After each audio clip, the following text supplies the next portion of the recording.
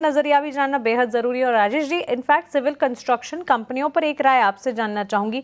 Nagarjuna construction company NCC के charts को एक बार पुलअप करना चाहिए। आज हम देख रहे हैं करीब 2% की तेजी एट डे हाई इस वक्त ये स्टॉक ट्रेड करता हुआ 308 309 के लेवल्स पर। Healthy dividend pay out ratio है और इसके अलावा भी अगर आप देखें फंडामेंटल्स जो हैं काफ़ी अच्छे नज़र आते हैं और ऑर्डर विंस के चलते लगातार ये कंपनी फोकस में रहती है। ताज़ा 3,390 करोड़ के ऑर्डर कंपनी को मिले थे, जिसके ठीक बाद हमने 2 हफ्ते पहले ही देखा था कि एक अच्छा खासा मूव था और इस वक्त भी मूव्स जो हैं वो पॉजिटिव साइड ही नजर आ रहे हैं। पूरे के पूरे सिविल कंस्ट्रक्शन स्पेस पर एक राय।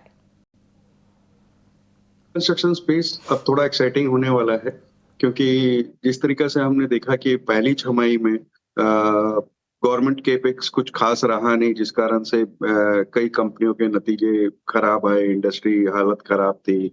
लेकिन ऐसी पूरी उम्मीद बन रही है कि आने वाले 6 महीने में गवर्नमेंट के केपेक्स वापस से जोर पकड़ता हुआ नजर आएगा। उनके जो टारगेट्स है वो पूरा करते हुए नजर आएंगे। तो इंफ्रास्ट्रक्चर, कंस्ट्रक्शन, इस सारे पे खर्चे होंगे। और जिस तरीके से आपने कहा कि नागार्जुना के जो नए ऑर्डर्स आए, उसके बावजूद अगर आप देखेंगे तो दूसरी तिमाही के अंत में जो ऑर्डर बुक थी वो भी बहुत शानदार थी।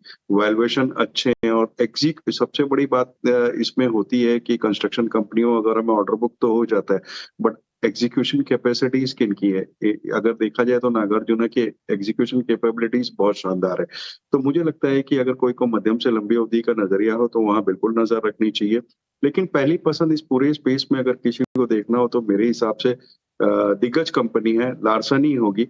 क्योंकि न केवल उनकी एग्जीक्यूशन कैपेबिलिटीज है, बल्कि हर तिमाही में नए ऑर्डर्स जुड़ते जा रहे हैं। 4-5 ट्रिलियन के आसपास की ऑर्डर बुक है, जो अपने आप में शानदार कही जा सकती है। तो लार्ज कैप में लार्सन और मिड कैप में आपको नागार्जुना रिकमेंड किया जा सकता है।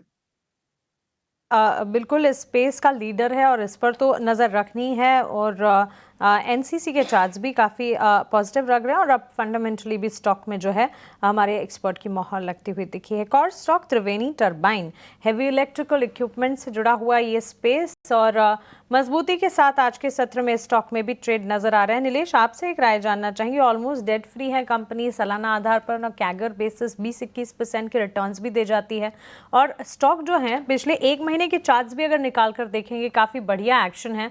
इसी तरह की तस्वीर पिछले 6 महीने में भी नजर आएगी। सो यहाँ से टेक्निकली चार्ट्स आपको कैसे लगते हैं?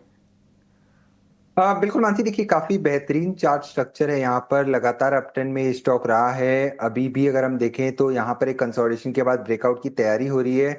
निचले स्तरों से काफी शानदार रिबाउंड जो हाल फिलहाल हमने गिरावट देखी थी वहां से देखने को मिल रहा है।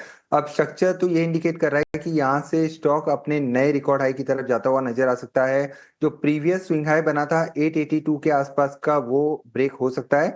तो करंट लेवल पर लॉन्ग पोजीशन है तो बने रहें, फ्रेश खरीदारी भी करके चल सकते हैं।